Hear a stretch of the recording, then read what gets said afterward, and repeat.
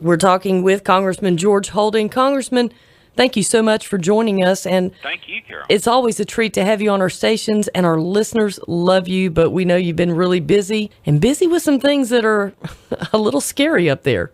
I tell you, you look around the world, and the world becomes a more dangerous place every day. And if you want to know why, it's because 5.5 years ago, when Obama became president of the United States, he decided that he was going to take America off the world stage as a leader. At this point, after 5.5 years, our friends, our allies, they don't trust us, and our enemies, those that stand opposed to us, don't fear us. And if you want to know why Putin is doing what he's doing in the Ukraine, it's because Obama has led the United States off the world stage.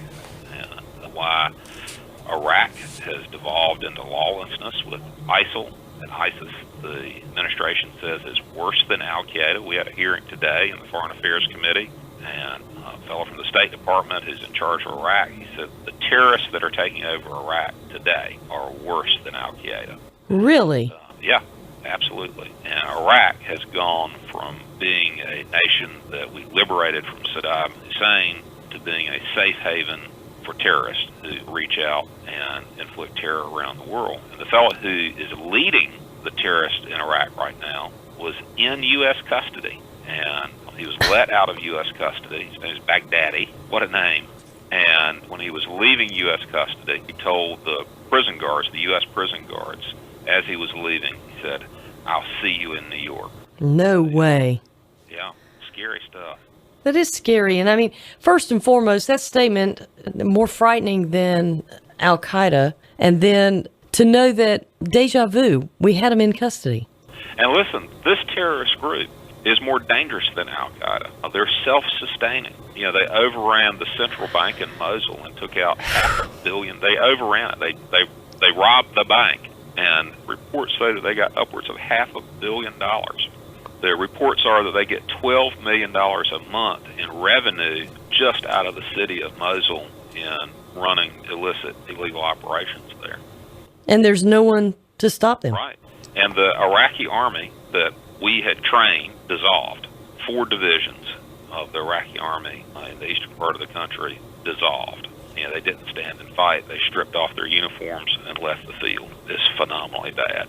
The ISIS terrorist group, which are being supported out of Syria, they've captured Iraqi weaponry, which is supplied by the United States. There's some rumors that they've captured Black Hawk helicopters, man-pads, shoulder rocket launchers. It is very destabilizing. And all this goes back.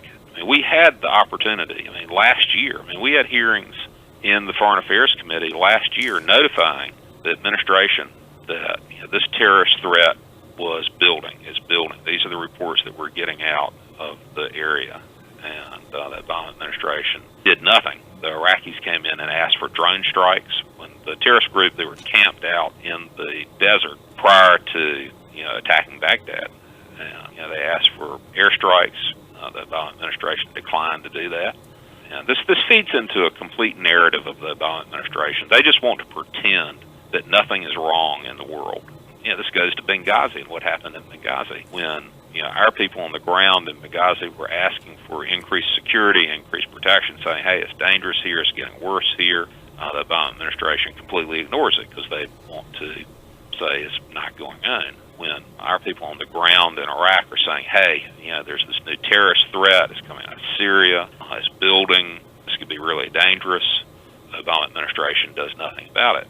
I learned today in the hearing this morning, the Obama administration was saying what their response was, and they said, "Well, as soon as the terrorist group overruns Mosul, we ramped up our intel operations, our overflight operations." Using drones and satellite imagery to see what on earth is going on in Iraq. Right. And they said that, instead of having one passover a week or a month just to see what's going on, we went up to 50 so we could see what's going on 24/7. And my immediate thought was, why on earth did you ever stop doing that? Why wouldn't you want to know what's going on the ground in Iraq 24/7 all the time? Absolutely. You think about the investment of blood and treasure that the United States has put into Iraq, and to let it all go down a rat hole is phenomenal. And it's all done, just for politics, because President Obama, wants to ignore the problems of the world and pretend like they've all gone away just because he became president. But that's so bizarre. And so essentially what you're saying is that we knew the activity was going on. The president ignored it. The very men that our men and women went over there, fought and died for and with, trained an army, 4 divisions that finally just walked away, threw their hands up in the air and said, we can't do this. We're done. Yeah. Yep. And does this particular group that you're talking about in Iraq, the new bad and ugly, they wouldn't by any chance understand how, as one individual in Wayne County calls it, how porous our southern border is and how easy it is to just take a bus ride. And this terrorist group is infiltrated with Europeans, people who speak English. They're Americans who are fighting with them. It's just, this is the type, you remember the investigation and prosecution that I did of the terrorist group that was in Johnston County? Yes. The Boyd group. Very well. Well, this is exactly the type of group that the Boyds would have wanted to go and fight with. So wow. We've had radicalized people from here in the United States leave and go join this group. And they will come back to the United States. And, of course, a porous southern border, what better way for them to get back? I mean, they could have U.S. passports and just walk in as you will, but if they don't, they could certainly come across the southern border. Let me ask a question that I'm certain there are going to be people out there saying, well, Congressman Holdings a Republican and our president's a Democrat. Are these viewpoints and the fear bipartisan? You should have heard the hearing this morning. Republicans and Democrats hammering on the administration officials on how did this happen? How could you be this incompetent? This is not limited to Republican criticism of President Obama. This is criticism by anyone who has half a lick of sense about what's going on in the world. And a lot of this comes out of Syria. I'm going to very likely be going to Syria next month. Really? Or in September, towards the end of September. Is that safe? Well, you got to see this firsthand. I mean, we had an opportunity in Syria long before the president asked the Congress for permission to go in. I mean, we had opportunities to arm the good guys in Syria long before the good guys and the bad guys got so convoluted in Syria where you couldn't tell who is good and who is bad. Since we brought it up, let's talk a little bit about our southern border and what's going on. And I never used to like to use the terms liberals and what have you, but there are some bleeding hearts right now that are saying, well, good, you're trying to stop babies and look what's happening to them. People are not gathering the real picture here of what's going on. This started in 2012, when President Obama decided unilaterally, without any authority, decided to stop enforcing the laws of the United States regarding illegal immigrants. And he said, we're not going to deport kids. And he describes them as kids, or people who were brought to the United States illegally with their parents before they turned 18. And in theory, that sounds like maybe a nice thing to do, but in reality, it's done a number of things. If you go and talk to an immigration and customs enforcement officer, they will tell you that every illegal immigrant that they pick up now, not literally, but a lot of illegal immigrants that they pick up now will say, I was brought here before I was 18 with my parents. And that's the first thing that they will say once they're picked up. I was brought here before I was 18 with my parents, so I ought to have amnesty and be able to stay. That's what the president said. All right, that's the first thing that happened. Second thing that happened is the coyotes and the smugglers, the people who are making a fortune off of bringing children across the border, go down to Guatemala and Honduras and El Salvador, Mexico, and they start saying, hey, give us $5,000, $7,000. We'll take your child across the border to the United States, and they get to stay. That's what Obama has said. People believe it. And that's not the law, but they believe that Obama will not send them back. In truth, and in the way it plays out, that's often what happens because it takes so long to deport someone who comes across the border, a child who comes across the border illegally. There's a lot of administrative process that you go through, and it takes years and years. And they think, well, if we stay here for years and years, ultimately we'll be able to stay because the law may say what it is, but the president doesn't enforce the law. Obama is asked now, this problem of his own creation, he's asked for almost $4 billion right. in a supplemental appropriation to address the problem, which his solution involves everything from, yes, increased border security, but building playgrounds in South America. It's bizarre. But he could solve a lot of this problem by standing up, not only in front of the American people, but in front of the people of the countries south of the border, and broadcasting on Spanish radio and Spanish TV and on their south of the border television radio stations, saying, your children will be sent home. That's the humane thing to do. What's happening now is inhumane. These children are being housed in warehouses, in airplane hangars.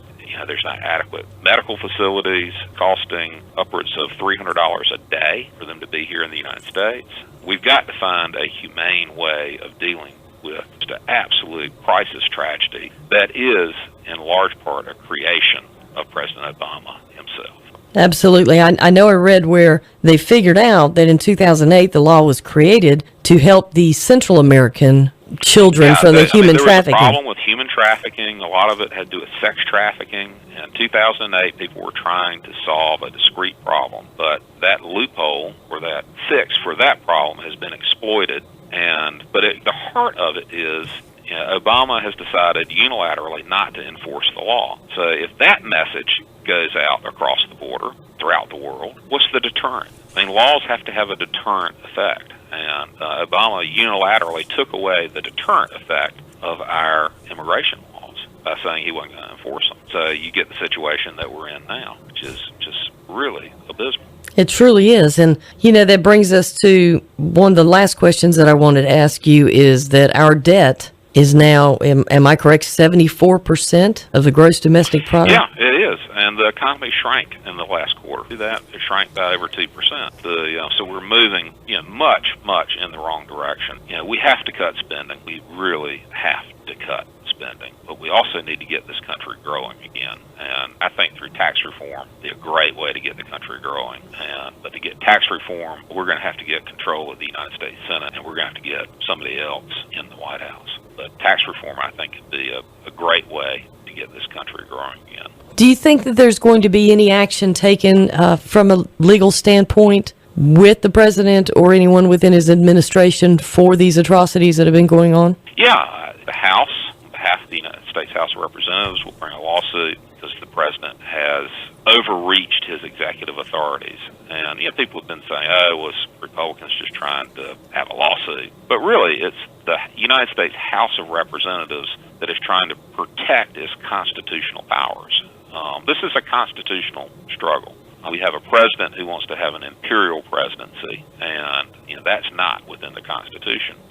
Under our Constitution, the president, the executive, is there to enforce the laws. He's not there to unilaterally change the laws.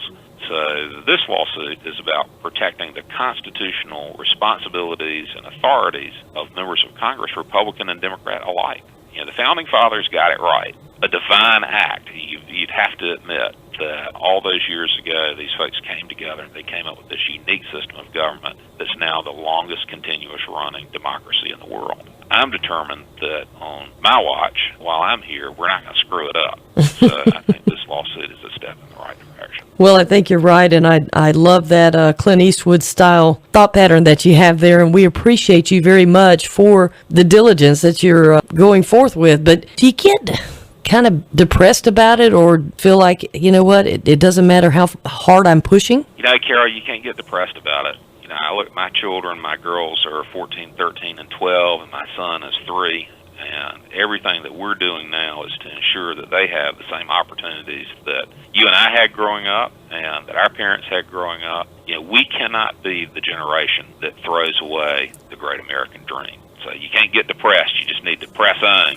That concludes our interview with Congressman George Holding. He will be back on our stations in August.